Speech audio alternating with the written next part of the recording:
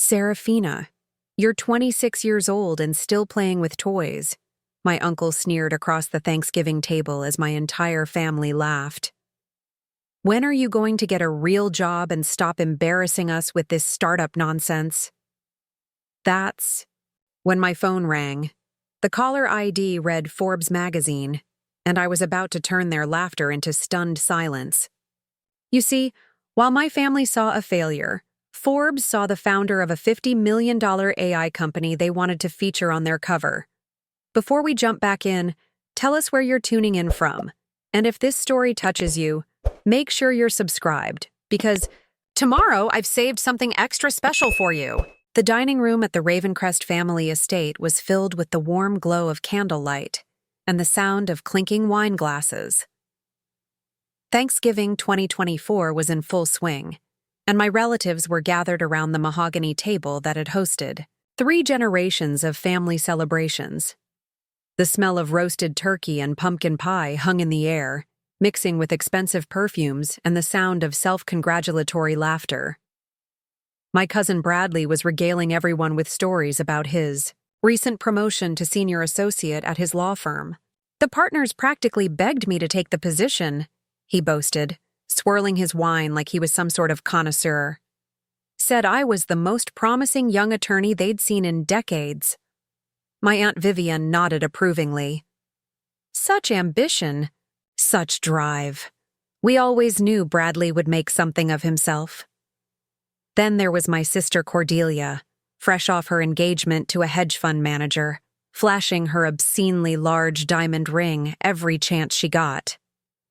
Marcus surprised me with, "This little thing in the Maldives," she said with fake modesty, knowing full well the ring probably cost more than most people's cars. "He's already talking about buying us a penthouse in Tribeca." The family erupted in excited chatter about wedding venues and honeymoon destinations. My parents, Margaret and Reginald Ravencrest, beamed with pride as they discussed their daughter's catch and their nephew's legal prowess. I sat quietly at the far end of the table, picking at my sweet potatoes, watching this familiar performance unfold. At 26, I had learned to make myself invisible during these gatherings. It was easier than dealing with the inevitable commentary about my life choices. "And what about you, Seraphina?" my Uncle Bartholomew asked suddenly, his voice cutting through the pleasant family chatter like a rusty knife. "Still playing around with that little, what do you call it, startup thing?" The table went quiet. All eyes turned to me, and I could feel the familiar weight of their collective judgment settling on my shoulders like a heavy blanket. "It's called Meridian Technologies," I said quietly, taking a sip of my water. "And yes, I'm still working on it." My mother let out one of her signature sighs, the kind that could express disappointment, embarrassment, and maternal concern all in one exhale. "Seraphina, darling, you've been working on this for 3 years now. Don't you think it's time to get serious about your future?" "She could always come work for my firm," Bradley offered with the condescending tone of someone throwing scraps to a stray dog. "I mean, we need paralegals. It's not glamorous, but it's steady work. Real work." Cordelia giggled behind her wine glass. "Oh, Bradley, you're so generous. But honestly, Sarah's always been more of the artsy type. Maybe she could do social media for small businesses or something. You know, something more her speed." The familiar burning sensation started in my chest, that mixture of rage and humiliation that I'd learned to swallow down over the years. They spoke about me like I wasn't sitting right there, like I was some sort of charity case they needed to solve. "I appreciate the concern," I said, forcing my voice to remain steady. "But I'm fine with my current path." Uncle Bartholomew snorted. "Current path? Seraphina, you're 26 years old, living in a studio apartment in Riverside Heights, driving a 10-year-old Honda and burning through your savings on some pipe dream. When I was your age, I already owned 2 properties and was making 6 figures. Different times, different opportunities," I replied, but my voice was barely above a whisper. No, sweetheart, my father interjected, his tone gentler, but somehow more cutting. Different choices. Your cousin Bradley made smart choices. Your sister Cordelia made smart choices. Well, you're still figuring things out, aren't you? The table erupted in knowing nods and sympathetic murmurs. Poor Seraphina. Always the dreamer. Poor Seraphina, never quite measuring up. Poor Seraphina, the family disappointment. It's not too late, my mother added hopefully. You could go back to school, get your MBA, or Bradley could put in a good word for you at his firm. We just want to see you succeed, darling. We want to see you build something real. That's when my phone buzzed. I glanced down at the screen, and my heart nearly stopped. The caller ID read, Jessica Chen, Forbes Magazine. For a moment, I stared at the phone in disbelief. This was it. This was the call I'd been waiting for, the one that would change everything. The timing was so perfect, it felt like the universe was playing some sort of cosmic joke. I looked up at my family, still mid-conversation about my various failures and shortcomings.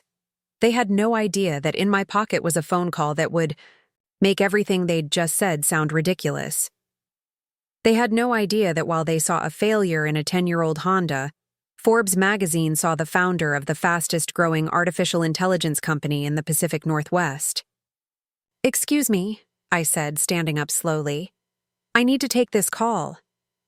Seraphina, we're in the middle of dinner, my mother protested. Can't it wait? I looked around the table at their expectant faces that had spent years telling me I wasn't good enough, smart enough, ambitious enough. Faces that were about to learn exactly how wrong they'd been. Actually, I said, my voice growing stronger with each word. This is Jessica Chen from Forbes Magazine. She wants to interview me about being named to their 30 under 30 list for my work in artificial intelligence and my company's recent $50 million Series B funding round. The silence that followed was deafening. But don't worry, I continued, sliding my chair back under the table. I'm sure she can wait. After all, I'm just playing around with my little startup thing, right? And with that, I walked out of the dining room, leaving behind a table full of shocked faces and dropped jaws, finally ready to tell the world my story. Preparing and narrating this story took us a lot of time, so if you are enjoying it, subscribe to our channel. It means a lot to us. Now back to the story. I stepped into the hallway, my heart pounding as I swiped to answer the call that would change everything. Hello, this is Seraphina, I said, trying to keep my voice steady despite the adrenaline coursing through my veins. Seraphina. Blackwell. The voice was crisp, professional, with just a hint of excitement. This is Jessica Chen from Forbes Magazine. I hope I'm not catching you at a bad time. I glanced back toward the dining room where I could hear my family's muffled conversation, probably dissecting my rude exit and discussing my latest display of immaturity. Actually, I said with a small smile creeping across my face, your timing is perfect. Wonderful. I'm calling because our editorial team has been following Meridian Technologies closely, and we're incredibly impressed with what you've built. Your artificial intelligence platform for predictive healthcare analytics is revolutionary, and the numbers from your Series B funding round are absolutely staggering. I could hear the excitement in her voice, but more importantly, I could hear something my family never gave me: genuine respect. We'd like to feature you as our cover story for the January issue, Jessica continued. The piece would focus on how you've disrupted the healthcare AI space and built a unicorn company before your 27th birthday. We're calling it The Quiet Revolution: How One Woman's AI Vision is Saving Lives and Making Billions. Cover. Story. Unicorn company. Saving lives. Making billions. The words echoed in my mind as I processed what was happening. Just minutes ago, my uncle had called my work playing with toys. Now Forbes Magazine wanted to put me on their cover. That sounds incredible, I managed to say, though my voice barely concealed my amazement. I'm honored you'd consider featuring Meridian. consider? Seraphina, you're also being named to our 30 under 30 list in the healthcare category. But, honestly, that feels like we're underselling what you've accomplished. Your platform has already processed over 10 million patient data points, and your predictive algorithms have a 94% accuracy rate for early disease detection. Do you realize you're potentially saving thousands of lives every month? I did realize it. That's why I'd been working 18-hour days for 3 years, living off ramen noodles and coffee, pouring every penny I had into research and development. That's why I'd mortgaged my future and my sanity for this dream that my family couldn't understand. When would you like to schedule the interview? I asked, walking further down the hallway, away from the dinner conversation that suddenly seemed so small and petty. Well, that's the thing. We're on a tight deadline for the January issue. Would you be available this weekend? I know it's Thanksgiving week, but this story is our lead feature, and our photographer wants to do the shoot at your headquarters in Sterling Bay.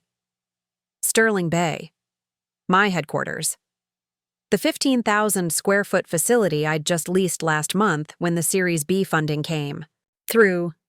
The one my family didn't know existed because they never asked about the details of my little hobby. This weekend works perfectly, I said. Should I prepare anything specific? Just be ready to tell your story. Our readers are fascinated by how you went from a computer science graduate with no connections to building one of the most promising AI companies in the world. The rags to riches angle is compelling, but it's really the technology that has everyone talking. The venture capital firms are calling Meridian the next Google of healthcare AI. The next Google of healthcare AI. I closed my eyes and took a deep breath. In the dining room, my family was probably still discussing my phase and wondering when I'd grow up and get serious about life. They had no idea that 3 months ago, I'd turned down a $200 million acquisition offer from Microsoft because I believed Meridian was worth more. They had no idea that my toy company now employed 47 people and had partnerships with major hospital systems across 12 states. There's one more thing, Jessica added. We're also planning a digital exclusive about young entrepreneurs who are changing the world. The video interview will go live on our website the day the magazine hits stands. It typically gets millions of views. Millions of views. My story, my success, my vindication, broadcast to millions of people who would see what my family refused to acknowledge. I'd be delighted to participate, I said, surprised by how confident I sounded. Excellent. I'll email you the details tonight. And Seraphina, congratulations on everything you've built. What you've accomplished in 3 years is truly extraordinary. As I hung up the phone, I stood in the hallway for a moment, letting the reality sink in. Forbes cover story. 30 under 30. Millions of views. Unicorn company. From inside the dining room, I could hear my mother's voice. She's probably on the phone with one of her little tech friends, discussing some new app idea or something equally frivolous. More laughter. I looked down at my phone, where Jessica's follow-up email had already arrived with the subject line, Forbes cover story, Seraphina Blackwell, healthcare AI visionary. Then I walked back into the dining room.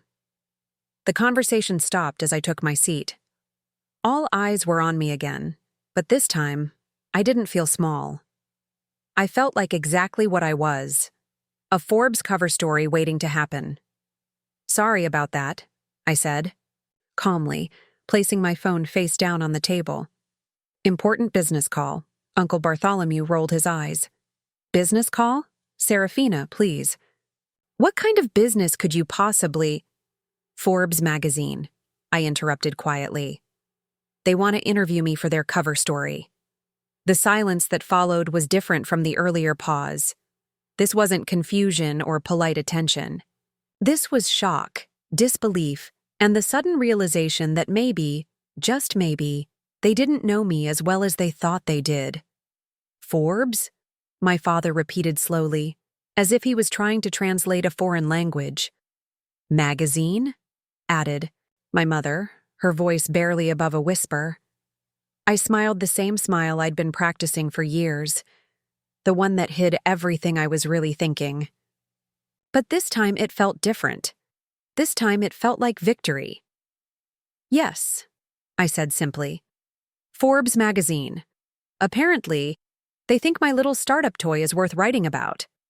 Bradley was the first to break the stunned silence, his wine glass suspended halfway to his lips. Forbes, are you serious right now? His tone carried that familiar mixture of disbelief and condescension that I'd grown accustomed to over the years. The same tone he'd used when I told them I was dropping out of my master's program to focus on Meridian full-time. Seraphina, honey, my mother said carefully, as if she were talking to a child who'd just claimed to see a unicorn. Forbes magazine doesn't just call random people. Are you sure it wasn't some sort of marketing call? You know how these scammers operate these days? I felt that familiar knot forming in my stomach, the one that appeared whenever my family dismissed something important to me. But this time, it was different. This time I had proof they couldn't argue with. It wasn't a scam, Mother, I said evenly. Jessica Chen is a senior editor at Forbes. She's been covering the tech industry for 8 years. Cordelia let out a sharp laugh. That sounded more like a bark. Come on, Sarah. Forbes? Really? I mean, what would they possibly want to write about? Your little computer thing that you do in your apartment? It's not in my apartment anymore, I replied calmly. Meridian Technologies has headquarters in Sterling Bay, 15,000 square feet. Uncle Bartholomew scoffed loudly. 15,000 square feet? Seraphina, do you have any idea how much commercial real estate costs in Sterling Bay? That's prime waterfront property. No way you can afford that kind of space. We signed the lease 3 months ago, I continued, my voice steady despite the familiar surge of frustration. Right after we closed our Series B funding round. Series B? My father interjected, his brow furrowed in confusion. What's a Series B? Bradley, ever the lawyer, leaned forward with his cross-examination face on. Okay, let's say for argument's sake that this isn't some elaborate fantasy. What exactly does this company of yours do? And don't give me some vague tech nonsense. I want specifics. I took a deep breath. For 3 years, I'd tried to explain my work to them, only to be met with glazed eyes and quick subject changes. But tonight felt different. Tonight, I had their attention, even if it was wrapped in skepticism. Meridian Technologies has developed a proprietary artificial intelligence platform for predictive healthcare analytics, I began. Our algorithms analyze patient data to predict potential health issues before symptoms appear. We can identify patients at risk for heart disease, diabetes, cancer, and dozens of other conditions with 94% accuracy. The table was quiet for a moment, processing this information. That sounds complicated, my Aunt Vivian said slowly. But surely there are already companies doing that sort of thing. Not at our scale, and not with our accuracy rates, I replied. Our platform has already processed over 10 million patient data points. We have partnerships with hospital systems in 12 states. Last month alone, our system flagged over 3,000 patients for early intervention who might have otherwise gone undiagnosed until it was too late. Bradley's expression shifted slightly. As a lawyer, he understood the implications of what I was describing, even if he didn't want to admit it. Even if that's true, he said carefully, that doesn't explain how you could afford a 15,000 square foot headquarters. Healthcare AI or not, you'd need serious capital for that kind of expansion. $50 million, I said simply. The number hung in the air like smoke. 50 million what? Cordelia asked, her voice barely above a whisper. Dollars. That's how much we raised in our Series B funding round, led by North Star Ventures, with participation from several other top-tier VC firms. My father's face had gone pale. Seraphina, are you saying that your company, your startup, is worth $50 million? No, Dad. The company raised $50 million, That means investors valued Meridian at roughly $200 million. But after the Microsoft acquisition offer we turned down last quarter, most analysts are putting our valuation closer to $300 million. The silence that followed was deafening. I could practically hear their mental calculations, their worldviews shifting and realigning as they tried to process what I'd just told them. "You turned down Microsoft?" my mother asked weakly. $200 million wasn't enough, I said with a shrug. "We believe we're worth more." Uncle Bartholomew's face was turning red. "This is ridiculous. Seraphina, if any of this were true, don't... You think we would have heard about it? Don't you think there would have been some mention in the news, some coverage somewhere?" "There has been," I said, pulling out my phone. TechCrunch, Wired, The Wall Street Journal, Bloomberg. "Would you like me to show you the articles?" But even as I scrolled through my phone, I could see the doubt in their eyes.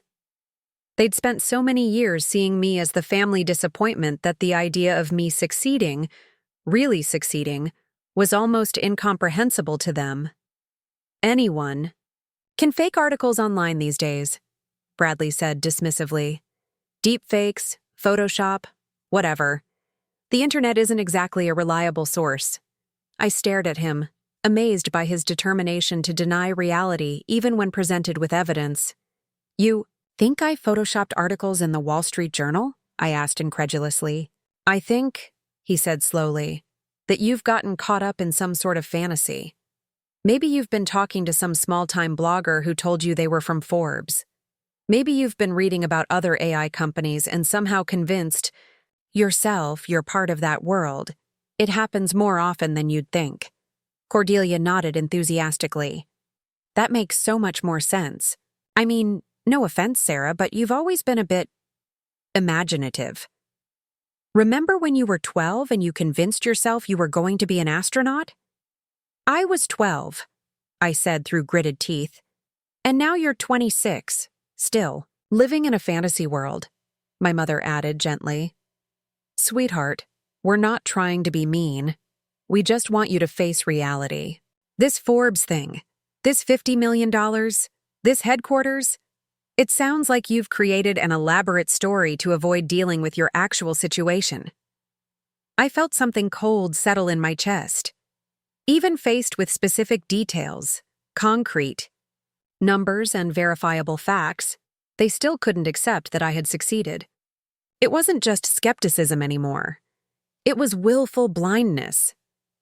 "What would it take to convince you?" I asked quietly. "Proof," Bradley said immediately. "Real proof. Not articles that could be faked, not phone calls that could be staged. Something tangible." I nodded slowly, a plan already forming in my mind. "Fine," I said, standing up from the table. "I'll get you proof." As I walked toward the door, I could hear them whispering behind me, their voices filled with concern and pity for their poor, delusional relative who had finally snapped under. The pressure of her failures. If only they knew what was coming next. I walked out to the garden terrace, the cool November air hitting my face like a wake-up call. Behind me, through the French doors, I could see my family huddled around the dining table, their animated whispers creating a soundtrack of doubt and disbelief. They were probably crafting theories about my delusions and planning some sort of intervention. But out here, under the stars that had always been my refuge during family gatherings, I felt something I hadn't experienced in years. Clarity. See, what my family didn't understand, what they'd never understood, was that their dismissal of me hadn't broken me. It had forged me. For most people, family is supposed to be your foundation, your cheerleading squad, your safety net. For me, family had become the obstacle I learned to navigate around, and in learning to succeed without their support, without their belief, without their recognition, I discovered something powerful. When you stop needing external validation, you become unstoppable. The irony wasn't lost on me. Here I was, moments away from being featured on the cover of Forbes Magazine, and I was standing in the same garden where, 8 years ago, I'd cried after my father told me that computer science was no field for a young lady. and that I should consider something more practical, like teaching or nursing. I pulled out my phone and scrolled through my contacts until I found Marcus Chen, my head of public relations. Even at 9 p.m. on Thanksgiving, I knew he'd answer. In the startup world, there's no such thing as business hours when you're changing the world. Seraphina, everything okay? Marcus's voice was concerned. He knew I rarely called outside of work hours unless there was a crisis. Actually, everything's perfect, I said, surprising myself with how calm I sounded. I need you to send me our complete media kit, every article, every award, every piece of documentation about Meridian's success. Can you email it to me tonight?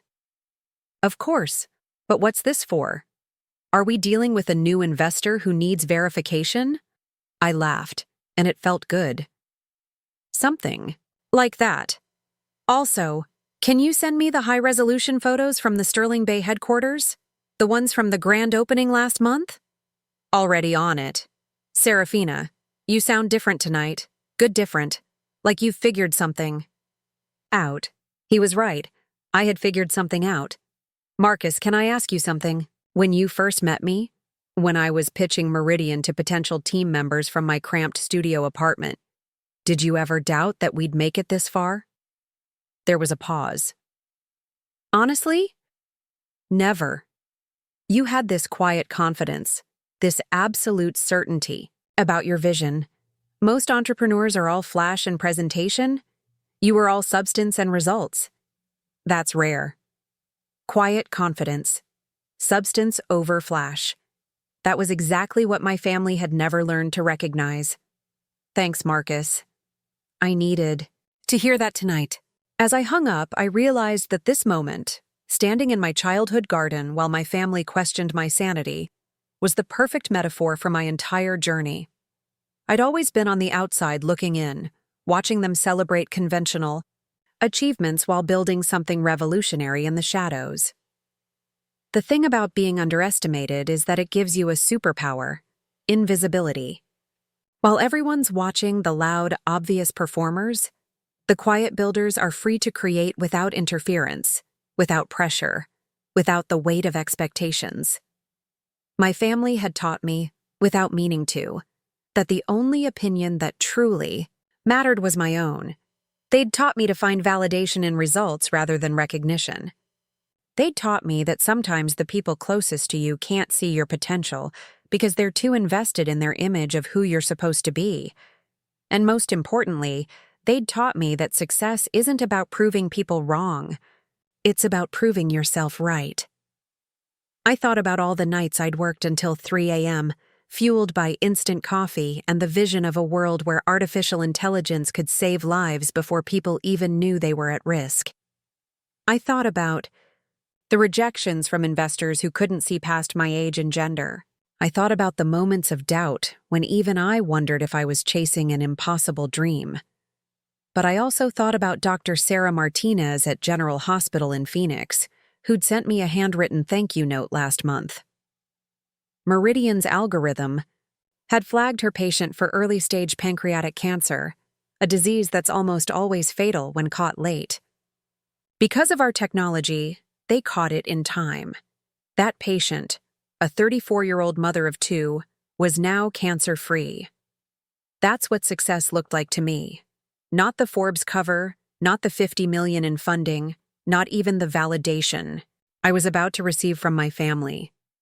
Real success was measured in lives saved, problems solved, and progress made toward a better world. My phone buzzed with Marcus's email. The subject line read, Meridian Technologies, Complete Media Archive. I scrolled through the attachments, articles from major publications, photos of our headquarters, videos of me presenting at tech conferences, investor deck presentations, patent documentation, and dozens of other pieces of evidence that my fantasy was, in fact, reality. But as I looked at this digital portfolio of my achievements, I realized something profound. I didn't need to prove anything to my family anymore. Their opinion of me had stopped mattering the moment I decided to bet on myself instead of waiting for their approval. For years, I'd carried their doubts like stones in my pockets, weighing me down with every step. Tonight, I was finally ready to empty those pockets. The French doors opened behind me, and I heard footsteps approaching. I didn't turn around, but I could sense the nervous energy of whoever had been sent to talk sense into me. "Sarah?" It was Cordelia's voice, softer than usual. "We're all really worried about you in there. This Forbes thing, it's not like you to make up stories." I turned to face my sister, this woman who'd gotten everything handed to her and still couldn't understand how someone might achieve success through pure determination and skill. "I'm not making up stories, Cordelia," I said calmly. "But I understand why you'd think that. You've never seen me as capable of extraordinary things, so extraordinary success seems impossible to you." She shifted uncomfortably. "That's not fair. We've always supported you." "Have you?" I asked, genuinely curious. "When I published my first research paper in the Journal of Medical Informatics, did you celebrate? When I won the National Science Foundation Fellowship, did you even acknowledge it? When I graduated summa cum laude with dual degrees in computer science and biomedical engineering, did any of you come to the ceremony?" Her silence was answer enough. "The truth is," I continued, "your support was always conditional on me meeting your definition of success. A nice, safe job. A conventional path. Achievements you could understand and explain to your friends. But what I built required risk, vision, and the willingness to be misunderstood for years while I worked toward something bigger." I held up my phone, the media kit glowing on the screen. "I have all the proof you asked for," I said. "But before I show it to you, I want you to understand something. Whether you believe me or not doesn't change reality. Whether you're proud of me or not doesn't diminish what I've accomplished. Your opinion of my success is irrelevant to my success." Cordelia stared at me, perhaps seeing me clearly for the first time in years. "Now," I said, walking toward the house, "let's go show everyone what quiet confidence can build." Walking back into that dining room, I felt like I was stepping into a time machine. The same mahogany table where I'd eaten countless silent dinners, the same faces that had watched me struggle for scraps of attention for over 2 decades. But tonight, for the first time, I wasn't the one who felt small. Let me take you back to where this all began, because understanding my family's shock requires understanding the little girl they'd systematically trained to expect nothing. I was 7 years old when I first realized I was different from Bradley and Cordelia. Not different in a celebrated way. Different in a way that made adults uncomfortable. While my cousins played with dolls and toy cars, I was taking apart the family radio to see how it worked. While they colored inside the lines, I was designing elaborate contraptions in my notebooks that I was convinced could solve world hunger. Seraphina's always been intense, my mother would tell other parents at school functions, her voice carrying that apologetic tone reserved for discussing embarrassing relatives. "She gets these fixations on technical things. We keep hoping she'll grow out of it and develop more normal interests." Normal interests. Those 2 words became the soundtrack of my childhood. When I was 9, I entered the regional science fair with a project about using computer algorithms to optimize traffic light patterns. I'd spent months researching, coding a basic simulation on our ancient family computer, and presenting data that showed how my system could reduce traffic congestion by 30%. I won first place and qualified for the state competition. My key. Parents attended the award ceremony, but I'll never forget what happened afterward. As we walked to the car, I clutched my blue ribbon and babbled excitedly about the state competition, about how I wanted to expand my research, about maybe even submitting my findings to the Department of Transportation. "That's nice, sweetheart," my father said absently. Then, turning to my mother, "Did you remember to sign Bradley up for soccer camp? Registration closes tomorrow." That was it. My biggest achievement at age 9, dismissed in favor of my cousin's recreational activities. The pattern only intensified as I got older. When I was 12, I taught myself programming and created a basic website for my school's library. The librarian was so impressed that she submitted it to a national student web design competition. I won second place nationally and received a $500 scholarship. My family's response? That's nice, dear. Cordelia made the honor roll this semester. Cordelia's honor roll required maintaining a B average.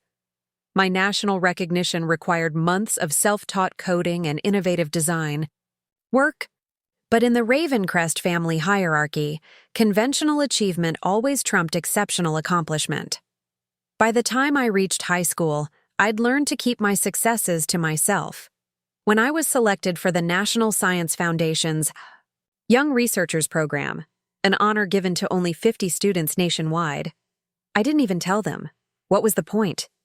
I knew I'd receive the same polite, "That's nice," followed by immediate redirection to someone else's more relatable achievements. But the real breaking point came during my senior year. I'd been accepted to Stanford, MIT, and Caltech with full scholarships to all three. These weren't just acceptances. They were personal recruitment letters from department heads who'd seen my research and wanted me in their programs. I was 17 years old, and the most prestigious universities in the world were competing for me. I remember the family dinner where I shared this news. I'd practiced the announcement, imagining for once seeing pride in their eyes instead of the usual polite indifference. I got into MIT, I said, trying to keep the excitement out of my voice but failing. With a full scholarship, they want me for their computer science and biomedical engineering dual degree program. My parents looked up from their plates. MIT? My mother said. Isn't that terribly expensive?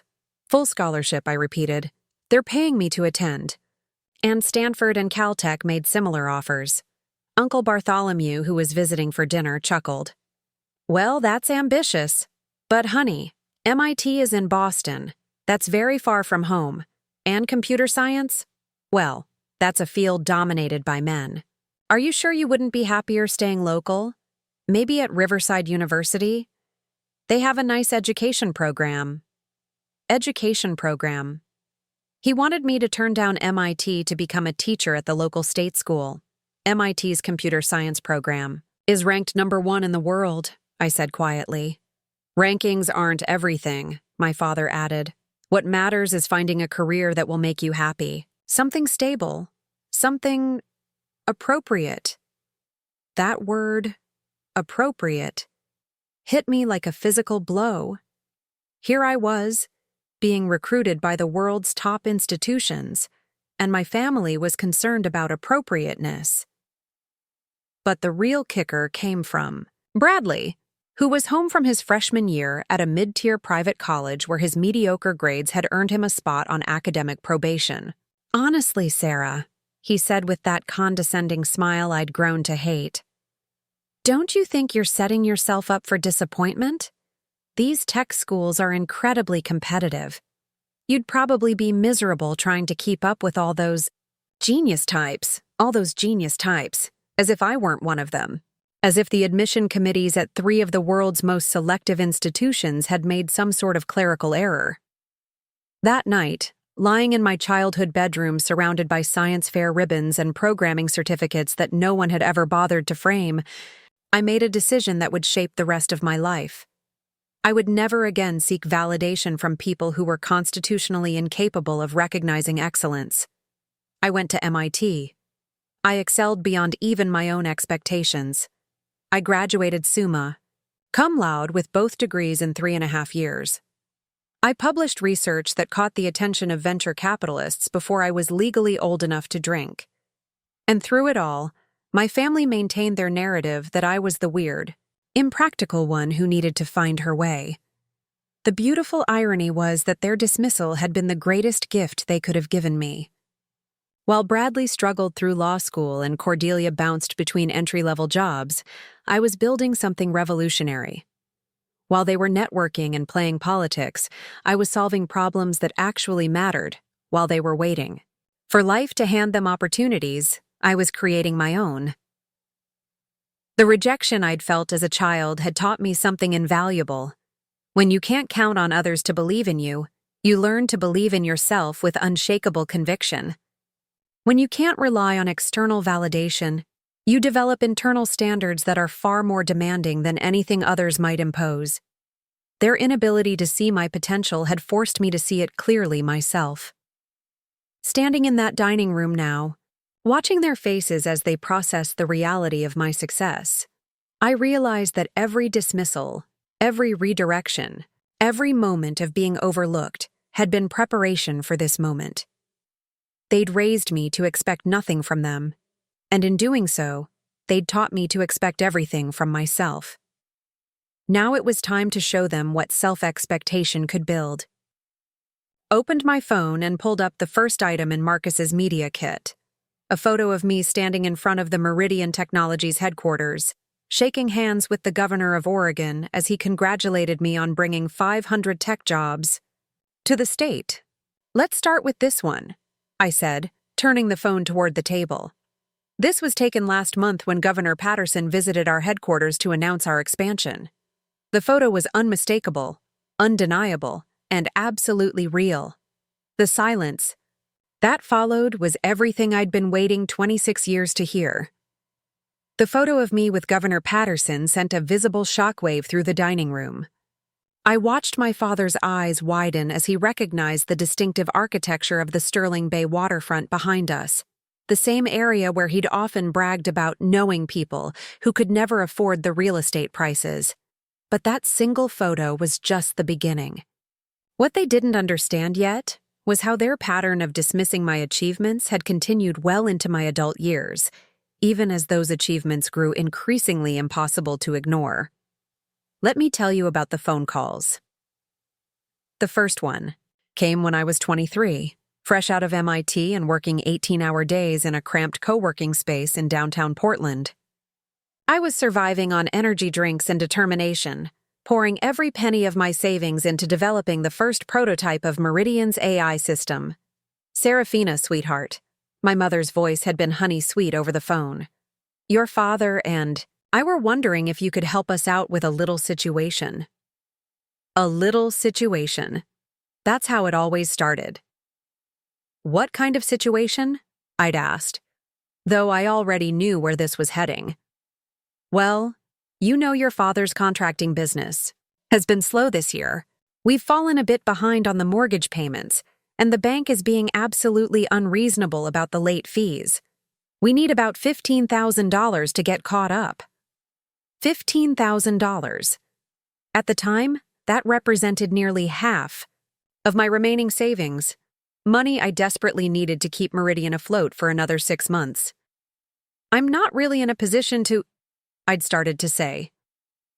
"Oh, but honey," she'd interrupted, "you're so good with money and investments and all that technical stuff.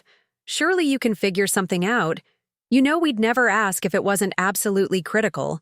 You're so good with money." They'd never asked about my actual financial situation, never inquired about my business expenses or cash flow.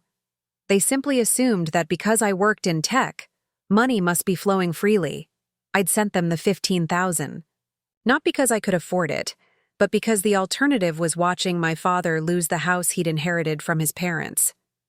I'd rationalized it as an investment in family stability, even as it meant eating ramen noodles for the next 3 months and sleeping on my office couch to save on rent. Did they ever pay me back? You can guess the answer. The second call came 8 months later, just as Meridian was gaining its first real traction. "Sarah, darling, you'll never believe what happened," Cordelia had gushed. "Marcus proposed. Can you believe it? We're thinking of a spring wedding." I'd congratulated her, genuinely happy despite our complicated relationship. But then came the real reason for the call. The thing is, Marcus's family is very traditional. They're expecting a certain kind of wedding, you know? Something elegant and sophisticated. We've found the perfect venue, but it's a bit outside our budget. $40,000 for the reception alone. $40,000 for one party. "That sounds expensive," I'd said carefully. I know. But this is my one wedding, Sarah. My one chance to have the perfect day. And you're doing so well with your little computer business. Mom said you helped them with their mortgage situation, so we thought, my little computer business. By that point, Meridian had processed its first 1,000,000 patient data points and was in talks with 3 major hospital systems. But to Cordelia, it was still just my little computer business. I'm not really, I'd started. Please, Sarah, you're my sister. This is the most important day of my life. 40,000 is probably nothing to you tech people, but it would mean everything to me. I'd sent her 30,000, all I could afford without completely derailing Meridian's growth trajectory. I'd told myself it was an investment in family relationships, even as I had to delay hiring 2 critical engineers and postpone our first major product launch by 3 months.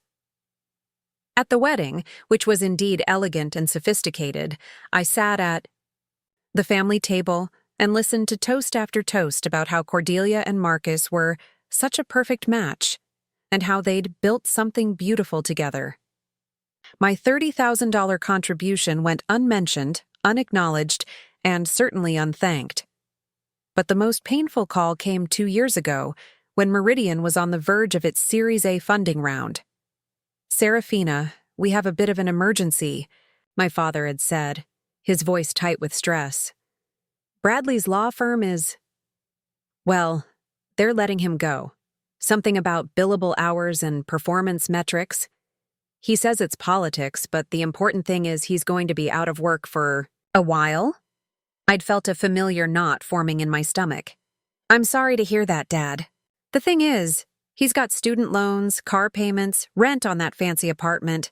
He needs about $60,000 to stay afloat while he looks for a new position. And you know how proud he is. He'd never ask you directly. $60,000. To cover my cousin's expenses while he looked for a new position, a search that, I later learned, consisted mainly of playing golf and networking at expensive restaurants. Dad, $60,000 is a significant amount of money.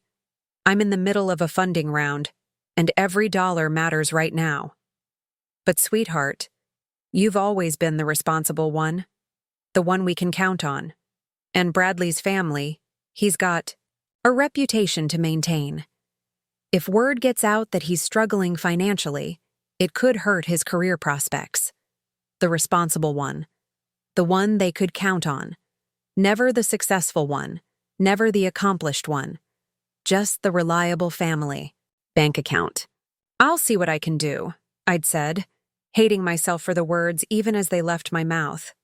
I'd sent Bradley $50,000. Money that should have gone toward expanding our research team. Money that represented months of careful budgeting and strategic planning. Money that I desperately needed to hit our growth targets and impress potential investors. Bradley never called to thank me. Instead, I heard through family gossip that he'd used part of the money to take a 2-week vacation to Europe, to clear his head and refocus his career goals.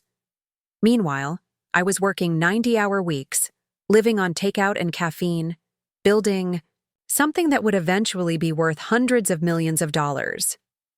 But in their eyes, I was still just the family safety net, reliable, useful, and utterly taken for granted.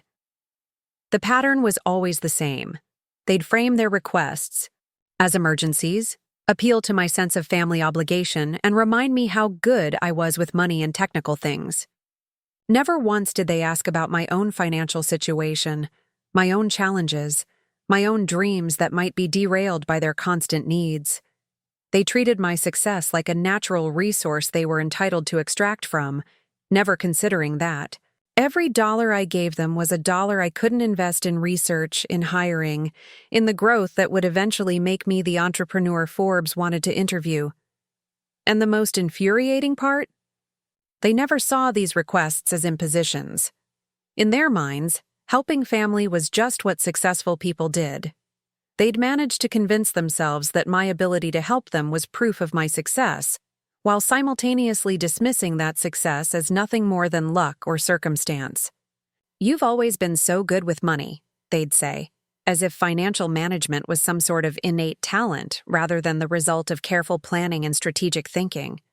Tech people always do well, they'd add, as if building a revolutionary AI platform was as simple as showing up to an office and collecting a paycheck. They'd turned my achievements into their entitlements, my success into their safety net, and my generosity into their expectation. But here's what they never understood. Every time they treated me like an ATM instead of a daughter, every time they reduced my accomplishments to a convenient resource, every time they asked for my money while dismissing my dreams, they were teaching me that my value to them was purely transactional. And tonight, for the first time in my adult life, the transaction was about to flow in the opposite direction. I scrolled to the next item in Marcus's media kit, a Forbes article from 6 months ago titled, "The 10 Most Promising Healthcare AI Startups to Watch." Meridian Technologies was number 2 on the list. "This one's from Forbes," I said, turning the phone toward the table. "From back in May. Interesting that they were already writing about my little computer business before they decided to put me on the cover." The room had gone completely silent. Even Uncle Bartholomew had stopped eating. For the first time in my life, I had their undivided attention. The Forbes article from May sat open on my phone screen, its headline glowing like a neon sign in the dim dining room. But as I watched my family's faces process this new information, I realized that what had driven me to this moment wasn't just years of being underestimated. It was 3 specific incidents that had finally shattered my willingness to accept their treatment of me. The first breaking point happened 6 months ago at Bradley's housewarming party. I'd driven 3 hours to Maplewood Heights to celebrate his new condo purchase, a sleek 2-bedroom unit in the trendy arts district that, I later learned, had been funded entirely by the $50,000 I'd given him during his emergency. The irony wasn't lost on me, but I'd convinced myself that family harmony was worth swallowing my resentment. The party was everything I'd expected. Bradley holding court in his expensive suit, regaling guests with stories about his comeback and his strategic career pivot. Cordelia was there with Marcus, showing off their recent anniversary trip to Tuscany. My parents mingled proudly, introducing their children to Bradley's colleagues and friends. I stood near the kitchen island, nursing a glass of wine and trying to blend into the background, when I overheard a conversation that changed everything. Bradley was talking to a group of his law school friends, his voice carrying that confident tone he used when he wanted to impress people. "Yeah, the family's doing really well," he was saying. "I'm back on track career-wise. Cordelia married into serious money, and my parents just refinanced their house at a great rate." "What about your other cousin?" someone asked. "The quiet one by the kitchen?" I froze, realizing they were talking about me. Bradley glanced in my direction, then back to his friends with a dismissive wave. "Oh, that's Seraphina. She's still trying to figure herself out. Still playing around with computers and apps and stuff. We all keep hoping she'll find something more stable. But you know how it is with the creative types." Creative types. As if building predictive healthcare algorithms was some sort of arts and crafts hobby. "She seems sweet, though," one of the women said charitably. "Oh, absolutely," Bradley agreed. "She's got a good heart, always willing to help, out when family needs it. We're grateful to have someone we can count on, you know? Not everyone's cut out for high-pressure careers, but there's value in being the supportive family member. The supportive family member. The one they could count on. Not the innovative entrepreneur, not the MIT graduate, not the founder of a rapidly growing company. Just the reliable backup plan who was still trying to figure herself out." I'd set down my wine glass and walked out of the party without saying goodbye. The 3-hour drive home had given me plenty of time to process what I'd heard, and by the time I reached my apartment, something fundamental had shifted inside me. The second breaking point came 3 months later, at our annual family reunion, in Grandview Park. The Ravencrest family reunion was a sacred tradition, 3 generations gathering for a weekend of barbecues, group photos, and elaborate storytelling about everyone's achievements over the past year. I'd attended religiously for 26 years, always hoping this would be the year they'd finally recognize my accomplishments. This year felt different because, for the first time, I actually had news worth sharing. Meridian had just closed. Our Series B funding round, we'd signed partnerships with hospital systems in 12 states, and our algorithm had been featured in the New England Journal of Medicine. I'd prepared a brief, humble way to share these milestones during the traditional family updates session. But when my turn came to speak, something else happened entirely. "Seraphina's still working on her computer project," my mother announced cheerfully to the gathered relatives. "She's very dedicated to it. We keep telling her she should consider consulting work instead. You know, something with more reliable income. But she's determined to keep trying. Determined to keep trying." As if I were a child refusing to give up on a fantasy rather than a successful entrepreneur who'd just raised $50 million. Aunt Vivian nodded sympathetically. "Well, persistence is admirable, and she's still young enough to change. Course if this doesn't work out. Young enough to change course." I was 26 years old, running a company valued at hundreds of millions of dollars, and they were discussing my backup plans as if my current path was a temporary delusion. But the moment that truly broke me came when my teenage cousin Emma asked innocently, "What exactly does Seraphina's computer thing do?" This was my chance. Finally, someone was asking the right question. "Actually," I started, "Meridian Technologies has developed artificial intelligence that can predict serious health conditions before symptoms appear.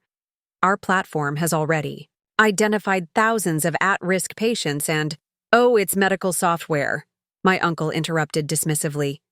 "Like those fitness apps that remind you to drink water?" "No, it's not like that at all," I said, trying to keep my voice level. "We use machine learning algorithms to analyze complex patient data and identify patterns that human doctors might miss. Last month alone, our system helped save the life of a woman with early-stage pancreatic cancer that would have gone undetected for months otherwise." The circle of relatives stared at me blankly, clearly uncomfortable with the technical details and the serious implications of what I was describing. "That sounds very complicated," Grandma Rose said finally. "I hope you're not working too hard, dear. You know, your cousin Bradley just made partner at his firm. Such a nice, straightforward career path." And just like that, the conversation moved on to Bradley's promotion, leaving my life-saving technology dismissed as something complicated, and my achievements overshadowed by his conventional success.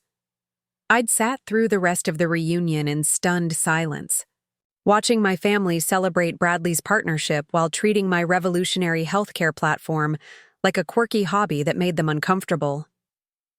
But the final breaking point, the one that made tonight's confrontation inevitable, happened just 2 weeks ago. Was having coffee with Cordelia at her favorite upscale cafe in downtown Riverside Heights. She'd called and asked to meet, saying she had something important to discuss. I'd assumed she wanted to catch up, maybe finally ask about my work or acknowledge the success I'd been building. Instead, she had a favor to ask. "Marcus and I have been talking," she'd said, stirring her oat milk latte, "and we've decided we want to start a family. We're thinking about buying a bigger house, something in Willowbrook Estates with good schools and space for kids." Willowbrook Estates, the most expensive neighborhood in the county, where houses started at $1.2 million. "That sounds wonderful," I'd said, though I could already sense where this conversation was heading. "The thing is, we've found the perfect house, but we need to move quickly. The market is so competitive right now. We need about $200,000 for the down payment, and we thought, well, with your tech stuff doing so well, maybe you could help us out? As an investment, of course. We'd pay you back with interest. $200,000 for a down payment on a house in the most expensive neighborhood in the area, And she'd framed it as helping her start a family, as if my money was somehow essential to her ability to have children. "Cordelia," I'd said carefully, "200,000 is a substantial amount. What makes you think I have that kind of money available?" She'd laughed. Actually laughed, as if my question was absurd. "Come on, Sarah. Everyone knows tech people make bank, and you've been working on this for years now. You must have saved up a decent amount by now. Besides, it's not like you have any major expenses. No kids, no husband, no mortgage. What else would you spend it on?" What else would I spend it on? As if the only legitimate use for money was buying houses and starting families.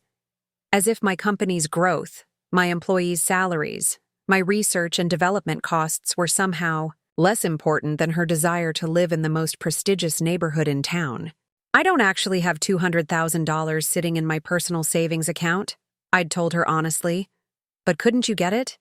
Maybe from your business accounts or investors or something? I mean, if your company is really doing as well as you say it is, this should be easy.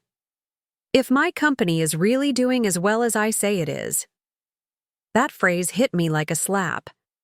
Even now, even after years of my claims being proven true, she still doubted the reality of my success.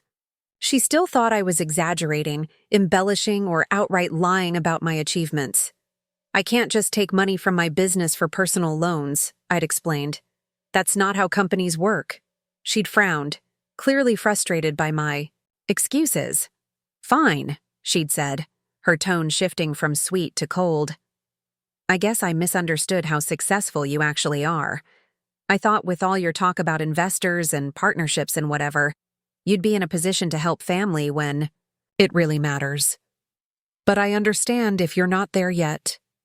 Not there yet. As if my company's $200 million valuation was somehow insufficient, as if $50 million in funding was just play money, as if partnerships with major hospital systems were meaningless unless they translated into my ability to bankroll her real estate dreams.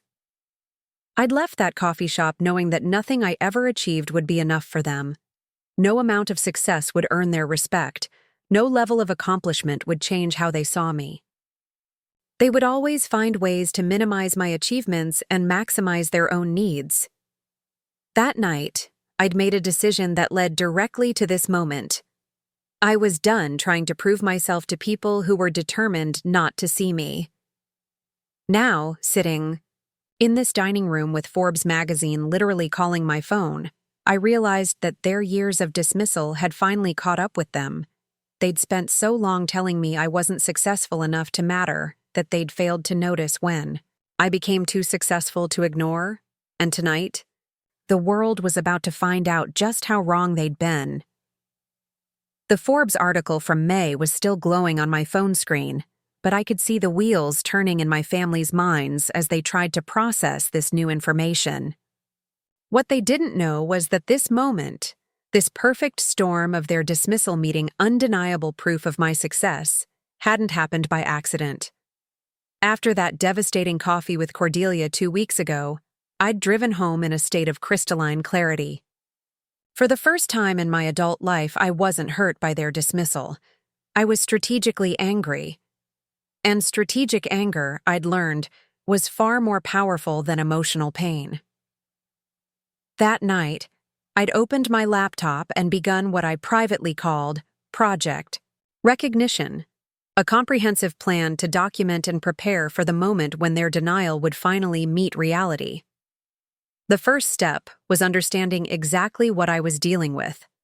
I'd pulled out a legal pad and started writing down every instance of their dismissal, every financial request, every time they'd minimized my achievements. The list filled 4 pages. Seeing it all laid out like that, the pattern of exploitation, wrapped in familial obligation, had been both heartbreaking and liberating.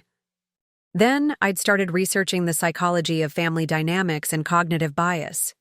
I needed to understand why intelligent people could systematically ignore evidence that contradicted their established beliefs about someone they'd known their entire lives.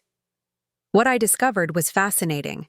There's a psychological phenomenon called identity foreclosure, where families assign roles to members early in life and then unconsciously resist any information that challenges those assigned identities. I'd been cast as the struggling creative type so early and so completely that my family literally couldn't process evidence that contradicted that narrative. But I'd also learned something else. The only way to break through identity foreclosure was with overwhelming, undeniable, and public evidence that made maintaining the old narrative psychologically impossible. That's when I'd started building my evidence portfolio. I'd called Marcus Chen the next morning and asked him to compile every piece of media coverage, every award, every recognition Meridian had received. But I didn't just want the obvious wins. I wanted the contextual proof that would make my success impossible to dismiss. I need documentation that shows scale, I'd told him. Not just that we're successful, but how successful we are relative to other companies, other entrepreneurs, other people my age. Marcus had understood immediately. Within 48 hours, he'd sent me a comprehensive media kit that read like a case study in entrepreneurial excellence. Meridian Technologies ranked as the second most promising healthcare AI startup by Forbes, named to the Disruptor 50 list, by CNBC featured in Harvard Business Review's Entrepreneurs to Watch. Seraphina Blackwell listed among 30 under 30 healthcare innovators by Inc. magazine winner of the National Science Foundation's Innovation in Healthcare award-invited keynote speaker at the Global Health Technology Summit, profiled in the Wall Street Journal's Tech Visionaries series. But the documentation went deeper than media coverage. Marcus had also compiled the hard numbers that told the real story. $87 million in total funding, raised across 2 rounds, 127 employees across 3 offices partnerships, with hospital systems serving 15 million patients throughout their 3 patents filed, with 8 already approved, processing 50,000 patient data points daily, 96.3% accuracy rate in early disease detection, estimated to have saved over 2,000 lives in the past year alone. Looking at those numbers, I'd felt something I hadn't experienced in years. Genuine pride in what I'd built, completely independent of anyone else's opinion. But data alone wouldn't be enough. I needed timing, context, and narrative. That's when I'd started tracking the national conversation around healthcare AI and young entrepreneurs. I'd set up Google alerts for keywords related to my industry, and I'd been monitoring when major publications were planning features on emerging technology leaders. The timing had to be perfect. I needed a moment when my success would be in the national spotlight, not just buried in trade publications or tech blogs. I needed something big enough that even my family couldn't dismiss it as niche or complicated. The Forbes cover story opportunity had been brewing for months. Jessica Chen had been following Meridian since our Series A funding round, and she'd reached out in August to discuss a potential feature. But I'd asked her to wait until after our Series B closed and our hospital partnerships were finalized. I wanted the story to be about sustained success, not just promising potential. We're planning our January issue around entrepreneurs who are changing the world, Jessica had told me during our preliminary conversation. Your story fits perfectly. Young woman, revolutionary technology, massive impact on human health. But I want to wait until you have numbers that will make people's jaws drop. Numbers that would make people's jaws drop. That phrase had stuck with me. Over the past 3 months, I'd been carefully orchestrating not just my company's growth, but the narrative around that growth.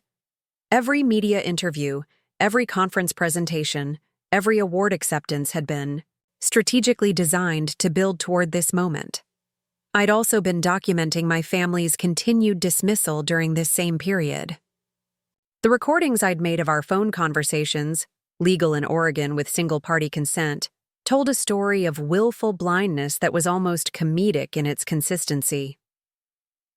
2 weeks ago, when Cordelia had asked for $200,000 while simultaneously questioning whether my success was real, I'd known the perfect storm was about to hit. I'd called Jessica that same afternoon. I think it's time for that feature, I'd told her. And I Have an idea for the timing. What did you have in mind? Thanksgiving weekend, I'd said. I'll be with my extended family for the first time since our Series B closed.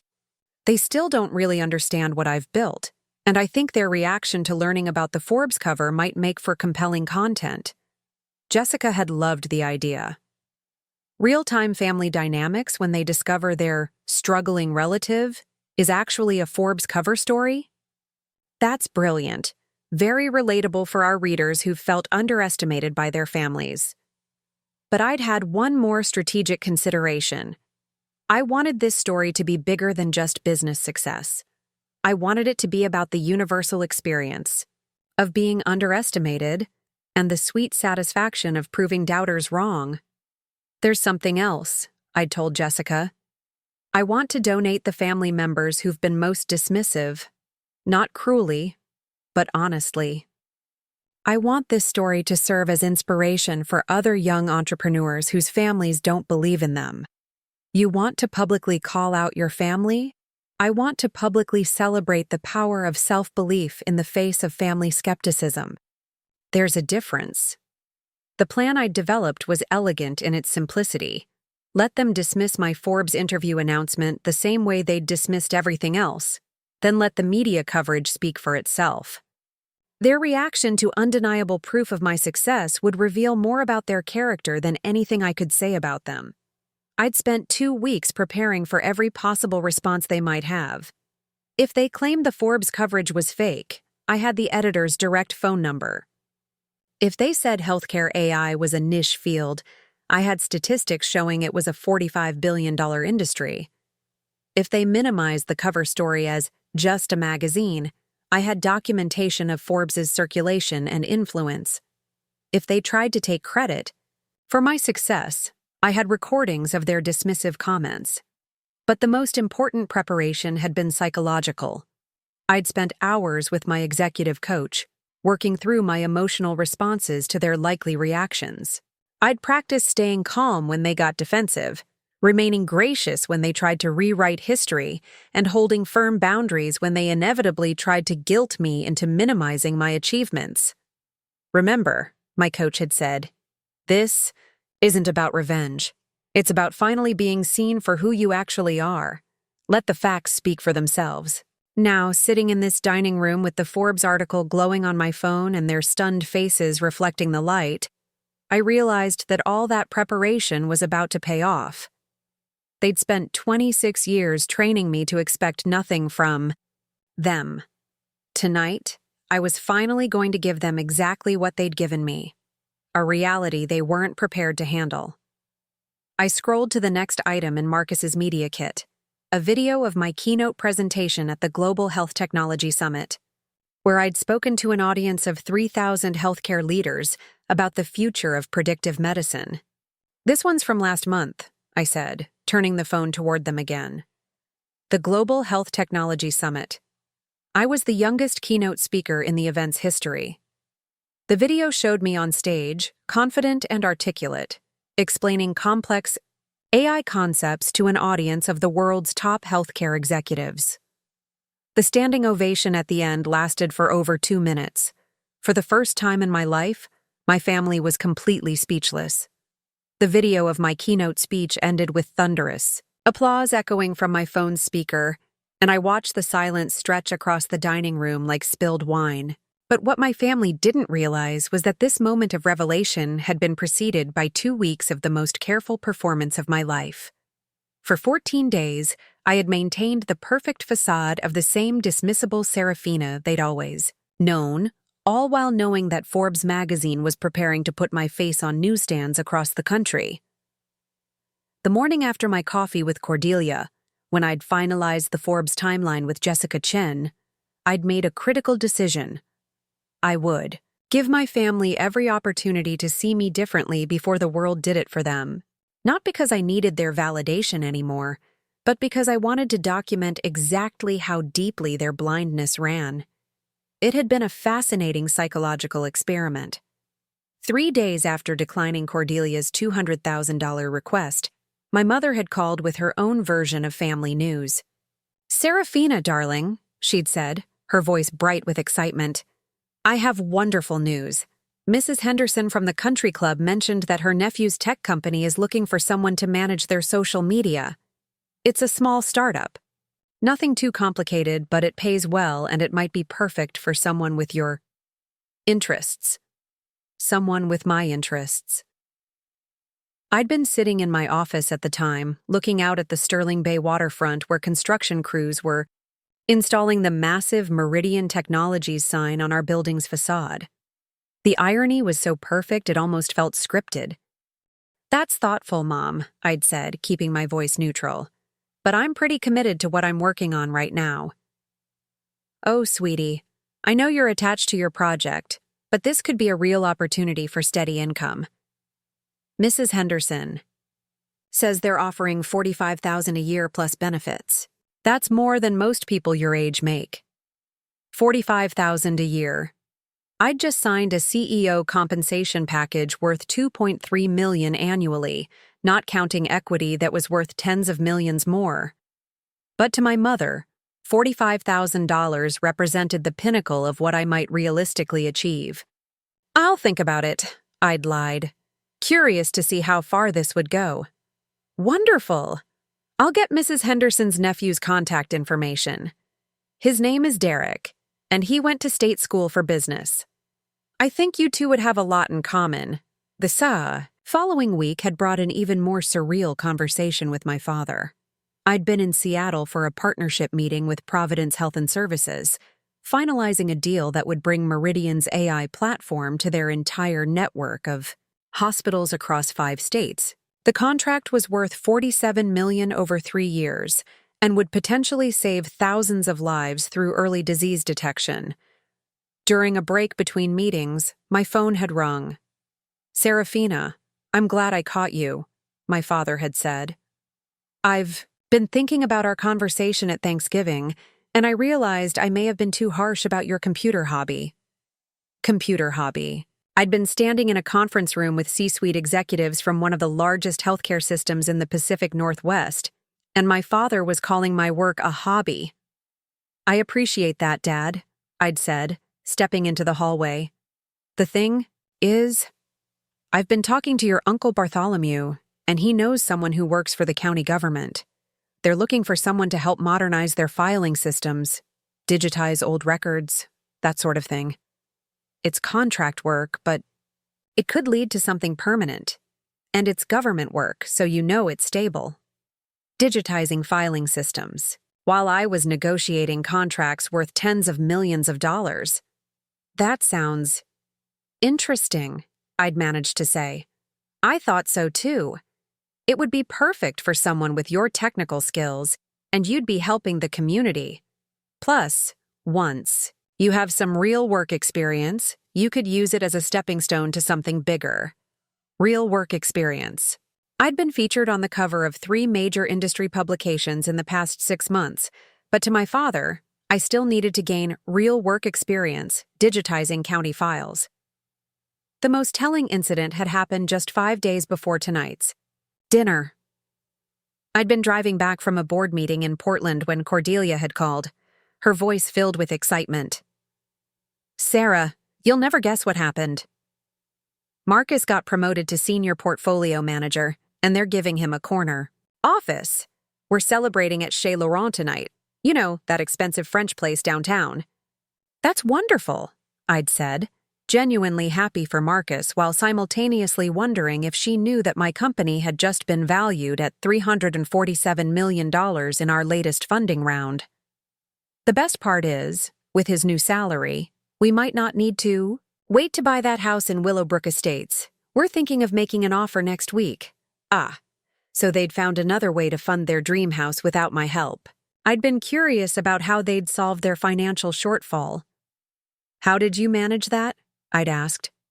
"Well, Marcus's promotion came with a significant raise, and his parents offered to help with the down payment. They're so excited about us, starting a family, that they want to make sure we have the perfect home." His parents had stepped in to provide the $200,000 I'd declined to loan them.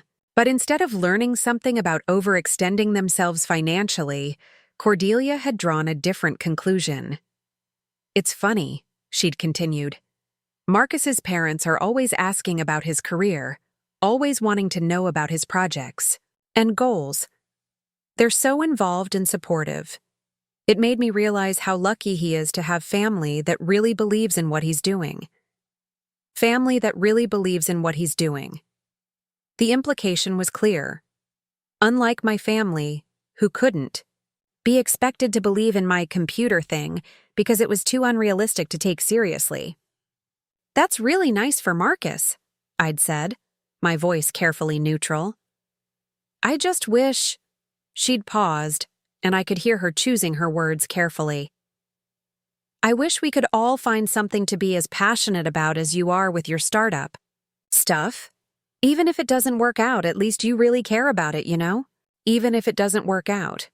5 days before Forbes Magazine was set to announce my cover story, my sister was still talking about my startup stuff in terms of inevitable failure.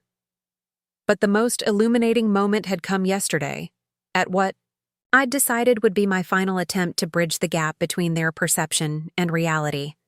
I'd called a family dinner, telling everyone I had some exciting news to share. They'd gathered at my parents' house, probably expecting another update about some minor milestone in my computer project. I wanted to let you all know, I'd said, sitting in the same dining room where tonight's drama would unfold, that Meridian Technologies has been selected for some significant recognition. I can't share all the details yet, but it's going to be announced this week. The response had been exactly what I'd expected and documented. That's nice, dear, my mother had said. What kind of recognition? A major national publication wants to feature our work, I'd said, being deliberately vague to see how they'd interpret the information. Uncle Bartholomew had nodded politely. Well, any publicity is good publicity, I suppose.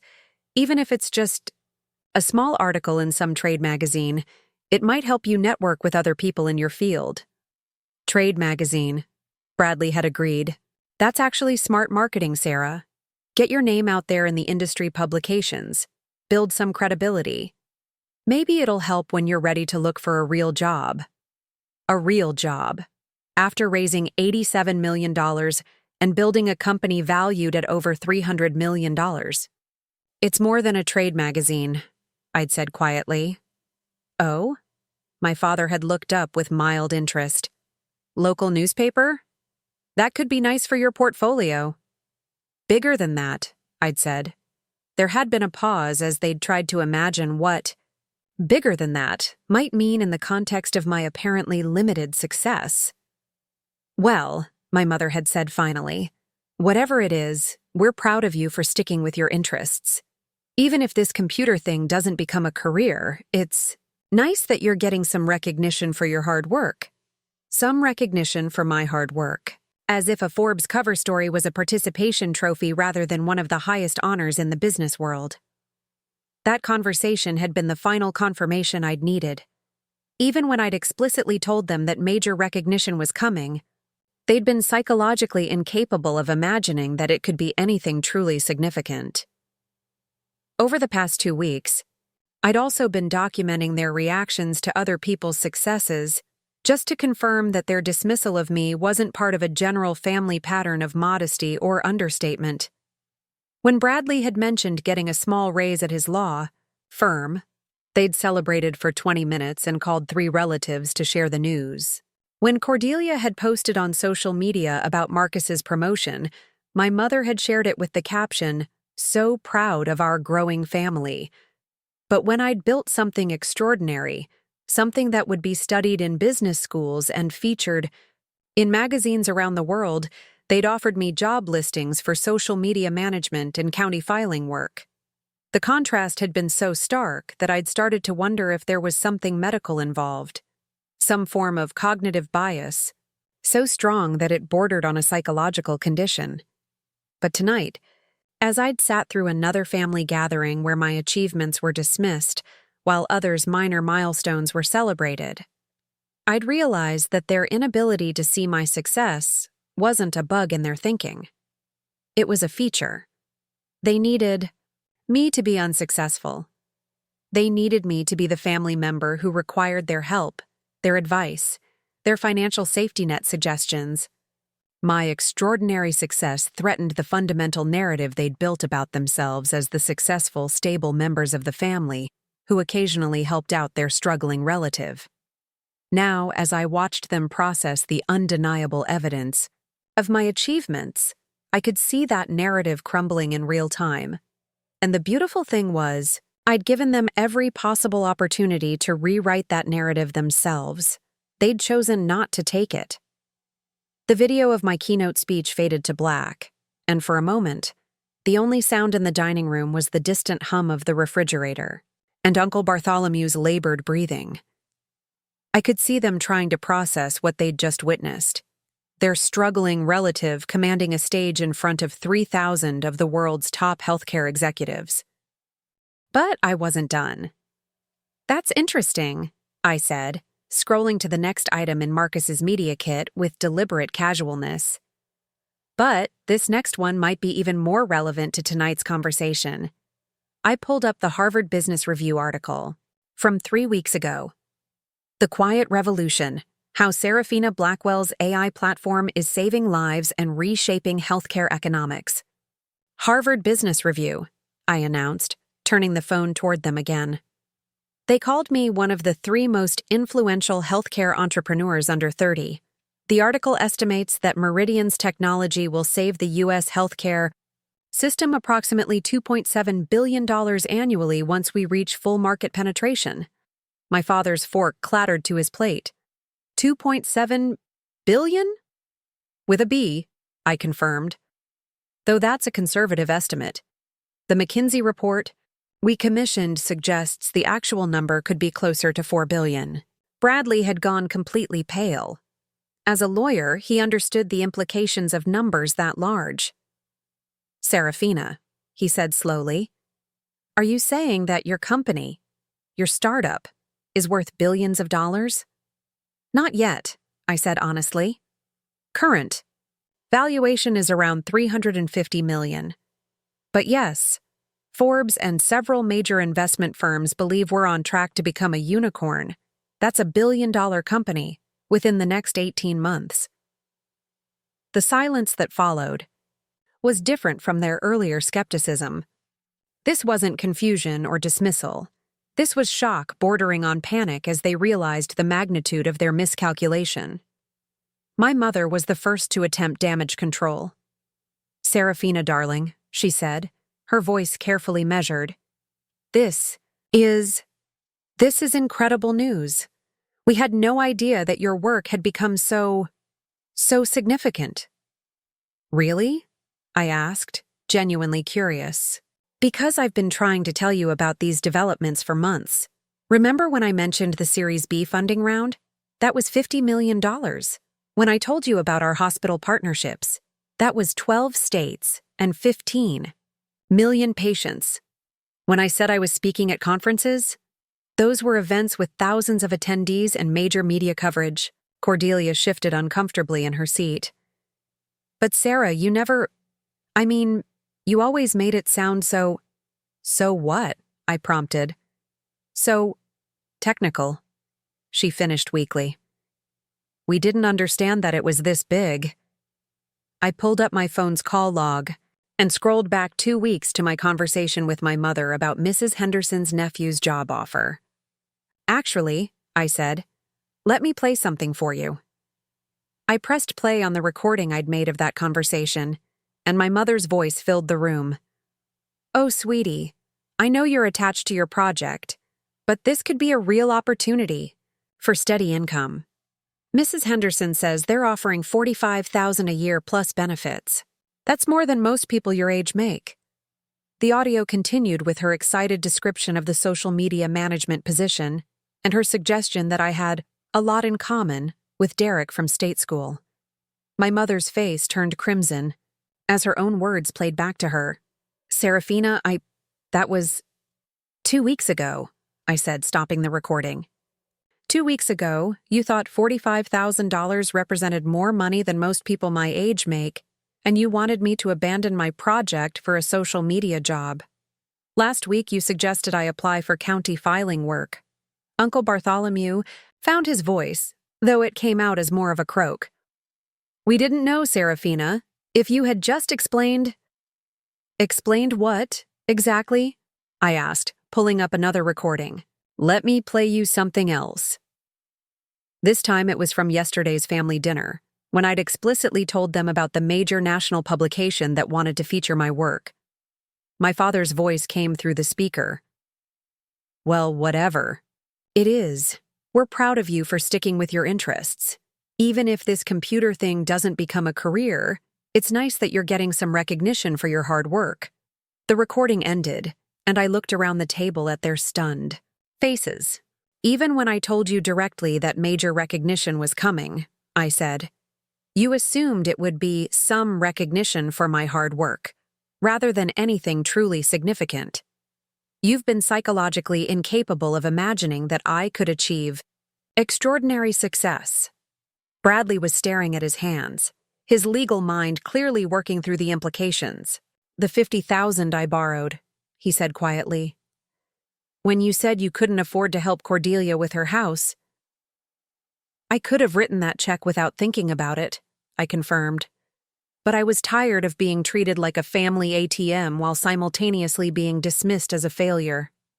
"You can't have it both ways. Either I'm successful enough to bankroll your lifestyle choices, or I'm struggling enough to need your career advice. You've been trying to have it both ways for years." Cordelia's eyes were filling with tears, but they looked more like tears of panic than remorse. "Sarah, if we had known, if we had understood—" "You would have what?" I interrupted. "Treated me with respect? Celebrated my achievements? Asked about my work instead of interrupting me? To talk about Bradley's parking tickets and your anniversary dinners?" The room fell silent again, and I could see them frantically trying to rewrite history in their minds, searching for evidence that they hadn't been as dismissive as my recordings proved they had been. My phone buzzed with a text message, and I glanced down to see it was from Jessica Chen. "Just wanted to give you a heads up. The Forbes website will be posting a preview of your cover story at midnight tonight. The full magazine hits newsstands Monday morning. Hope you're having a good Thanksgiving." I held up my phone so they could see the message. "That's from Jessica Chen, the Forbes senior editor who's been working on my cover story. She says, 'The preview goes live at midnight tonight.'" "Cover story?" my mother whispered. "Forbes Magazine's January issue," I confirmed. "The article is called "The Quiet Revolution: How One Woman's AI Vision is Saving Lives and Making Billions." There's also going to be a digital video interview that typically gets several million views. Uncle Bartholomew looked like he might be having a heart attack. "Cover of Forbes magazine?" "With a photo shoot at our headquarters," I added. "They wanted to capture me in my natural environment." The photographer spent an entire day at our Sterling Bay facility. Apparently, the images of me with our AI servers and the waterfront view tested very well with focus groups. The implications were sinking in now. Not just that I was successful, but that my success was about to be broadcast to millions of people. Their dismissive comments, their job suggestions, their treatment of me as the family charity case, all of it would be implicitly revealed when the world saw exactly what they'd been blind to. "Seraphina," my father said, his voice barely above a whisper, "we need to talk about this. We need to—" "To what, Dad?" I asked. "Apologize? Pretend you always believed in me? Try to rewrite 26 years of treating me like I was disappointing? You by not being more conventional?" "We never meant—" my mother started. "Yes, you did," I said firmly but not unkindly. "You absolutely meant it. You meant it when you told me computer science was no field for a young lady. You meant it when you suggested I become a teacher instead of going to MIT. You meant it when you called my work a hobby and my company a project. You meant it when you offered me job listings for social media management and county filing." I stood up from the table and smoothed my dress, the same black dress I'd worn to the Forbes photo shoot last month. "The beautiful thing about tonight," I continued, "is that I finally understand that your opinion of my success is completely irrelevant to my success. I spent 26 years thinking I needed your validation to feel accomplished. But sitting here now, listening to you panic about how this looks for you, I realize that your recognition is actually the least important part of this entire story. Cordelia was crying openly now. Sarah, please. We're family. We can work through this. We are family, I agreed.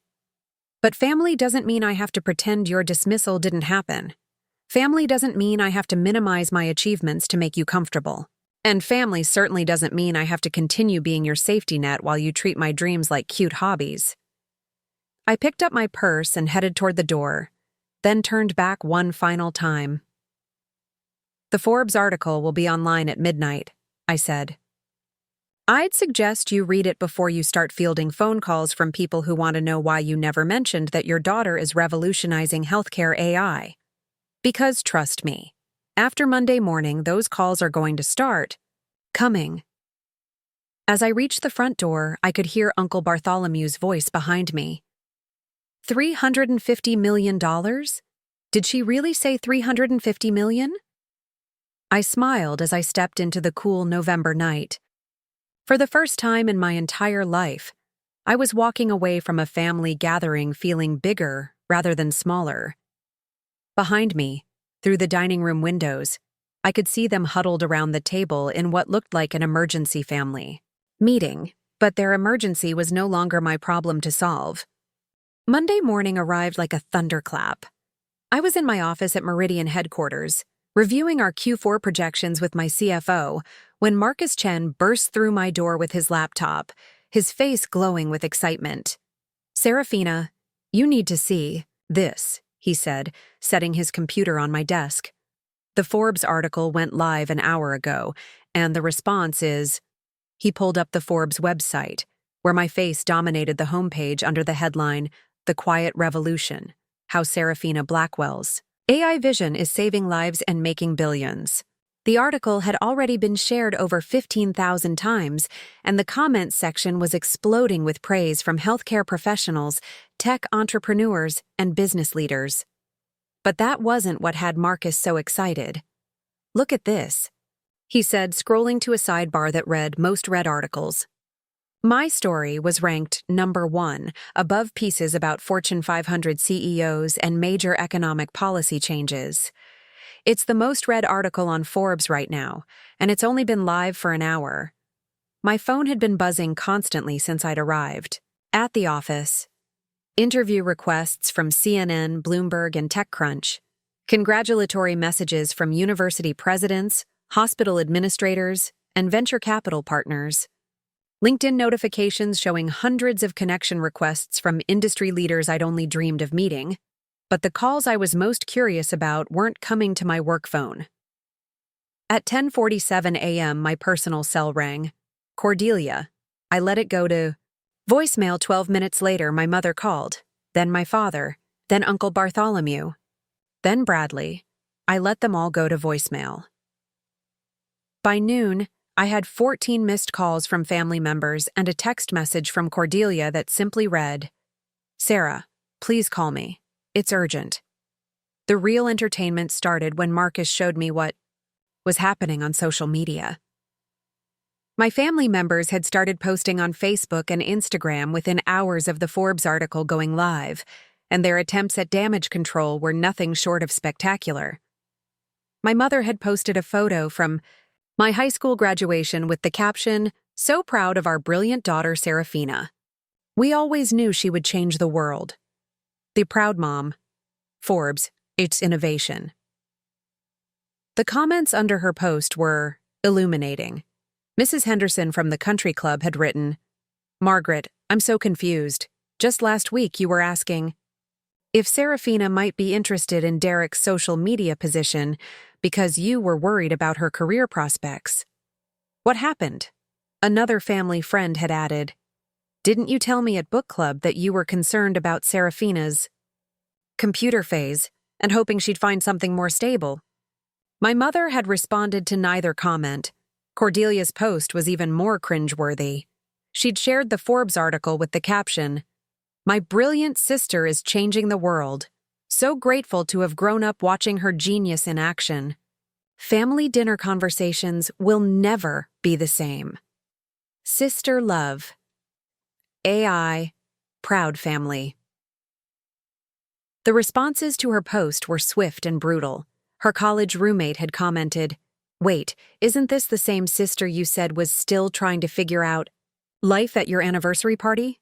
You literally said she was working on some computer thing that probably won't go anywhere." Marcus, her own husband, had quietly liked the comment. But the most devastating response came from my cousin Emma, the teenager who'd asked what my computer thing did at the family reunion. She'd written, "Aunt Cordelia, why are you pretending you supported Aunt Sarah?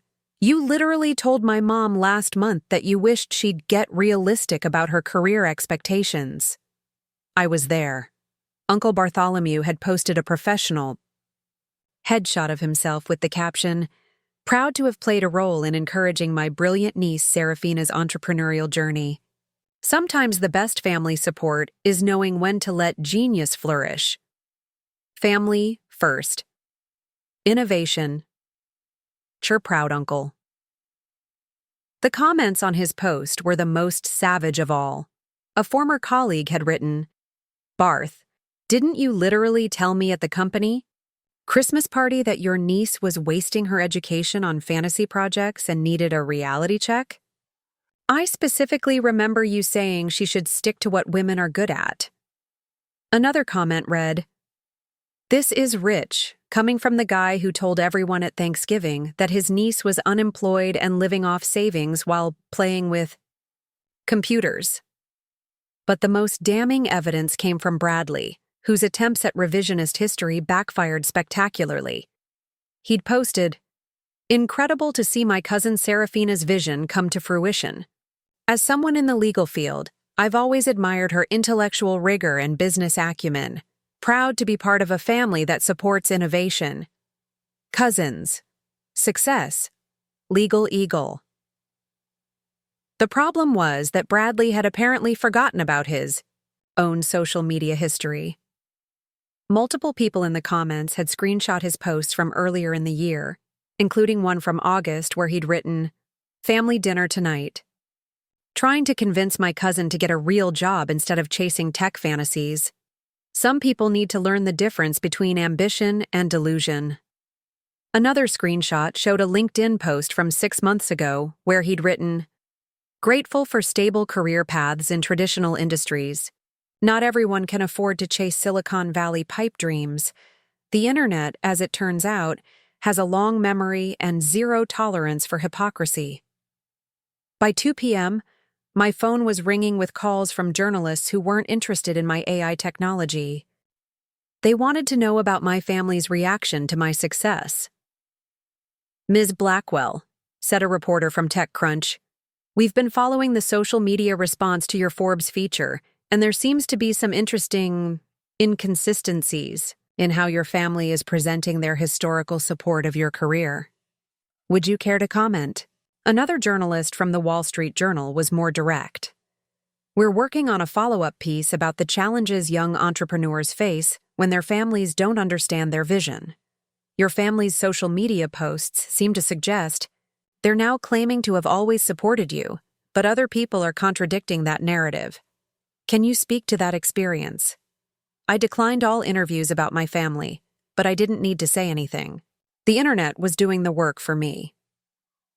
By 4 p.m., someone had created a Twitter thread compiling all the screenshots of my family's contradictory social media posts, alongside timestamps showing when they'd posted their "always believed in her" content versus when they'd posted their dismissive comments about my career. The thread went viral within hours, accumulating over 50,000 retweets and becoming a symbol of how families often rewrite history when their unsuccessful relatives achieve extraordinary success.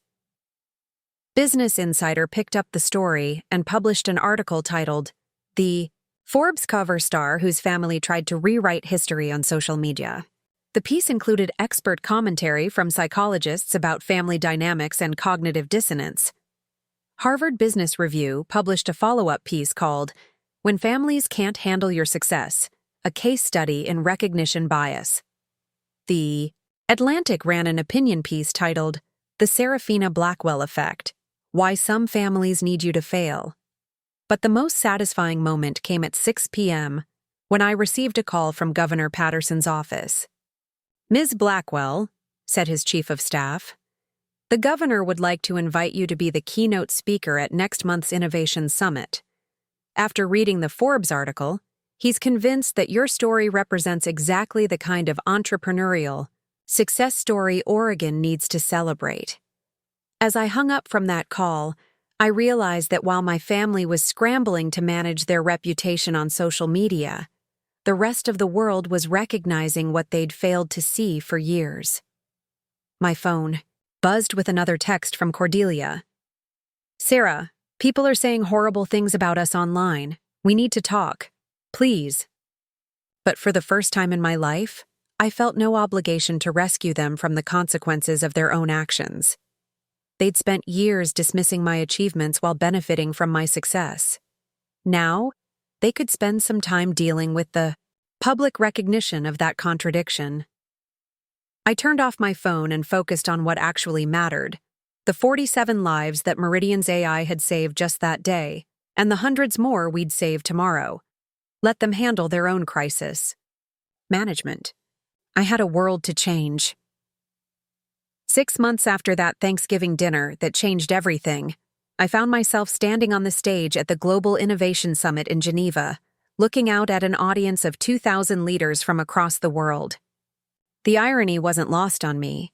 Here I was, delivering the opening keynote at the most prestigious technology conference on the planet, while my phone contained 17 unread voicemails from family members who still couldn't quite accept that their struggling relative had become someone they now desperately wanted to claim. "Ladies and gentlemen," I began, my voice carrying easily across the vast auditorium, "3 years ago, I was told by someone very close to me that I needed to get realistic about my career expectations. Today, Meridian Technologies processes the health data of over 50 million patients daily, and our AI has been directly responsible for saving more than 15,000 lives." The applause was thunderous, but what struck me most was how natural this felt.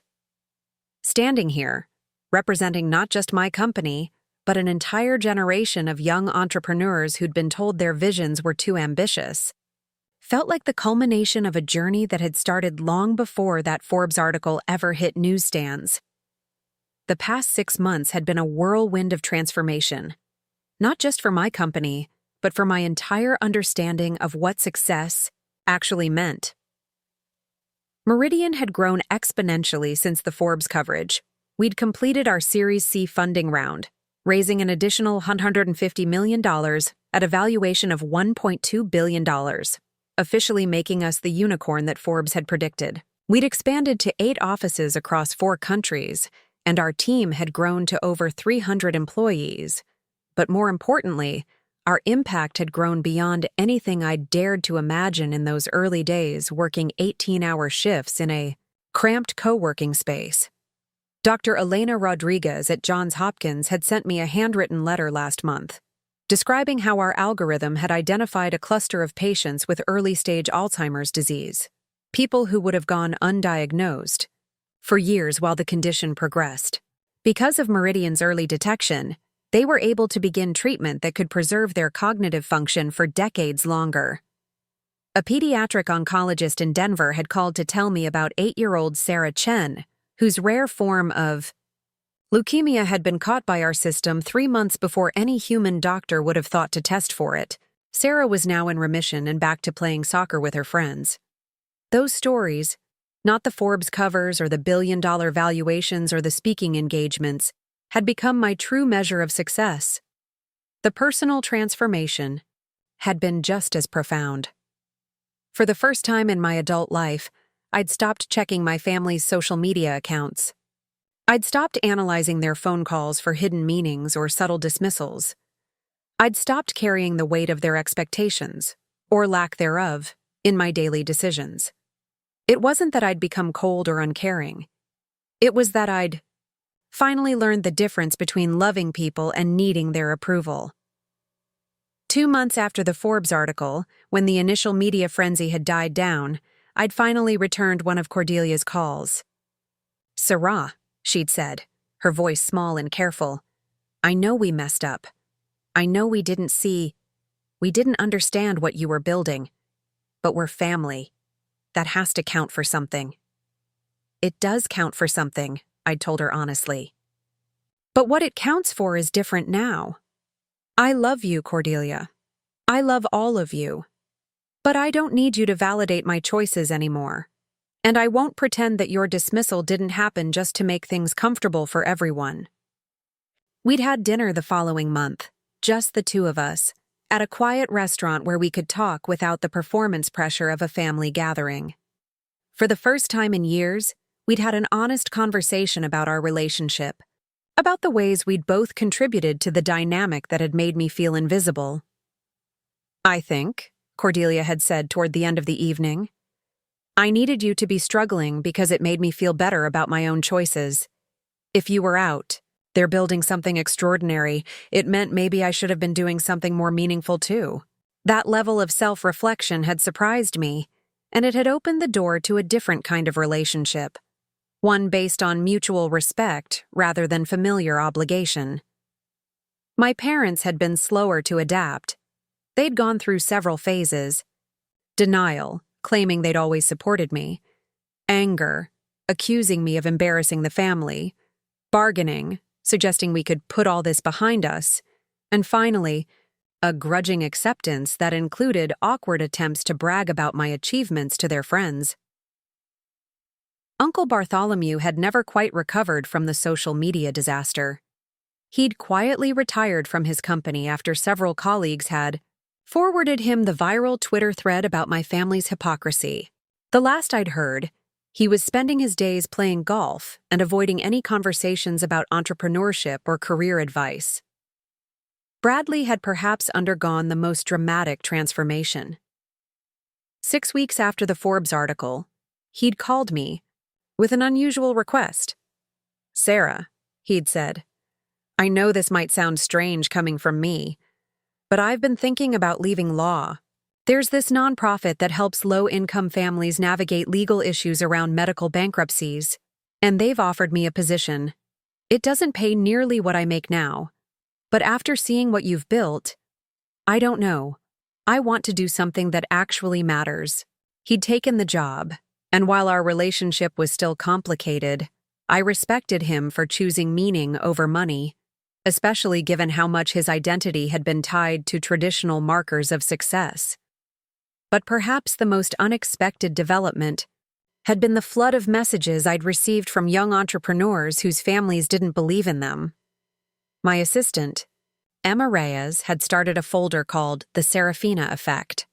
Emails from young founders who'd shown the Forbes article to their dismissive relatives, LinkedIn messages from women in STEM whose families finally understood their career choices, and letters from college students who'd used my story to justify pursuing unconventional paths.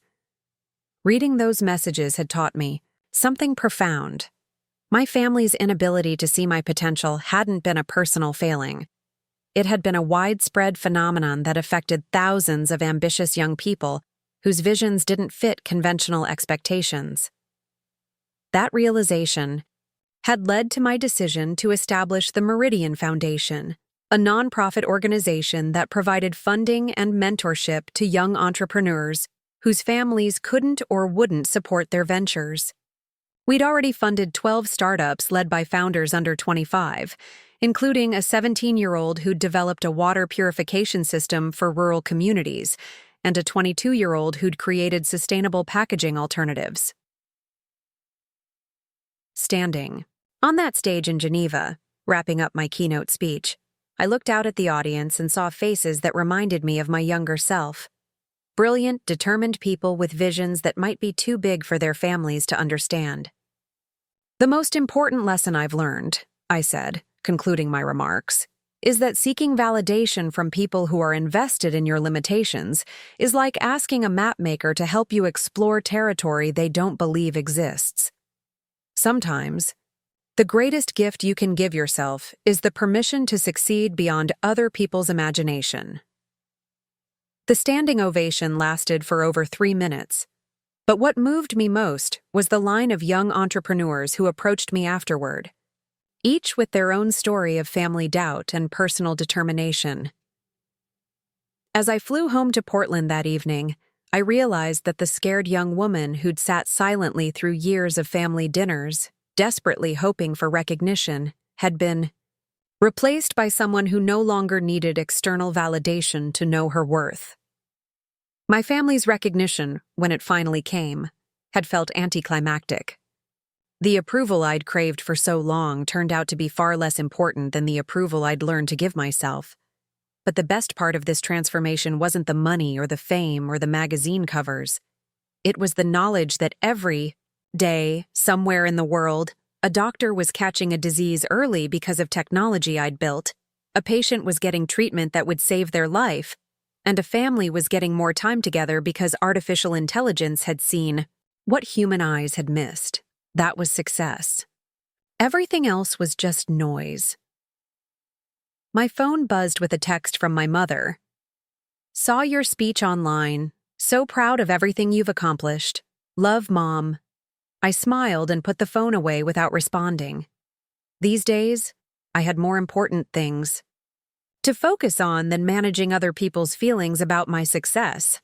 I had a world to change, and I was just getting started.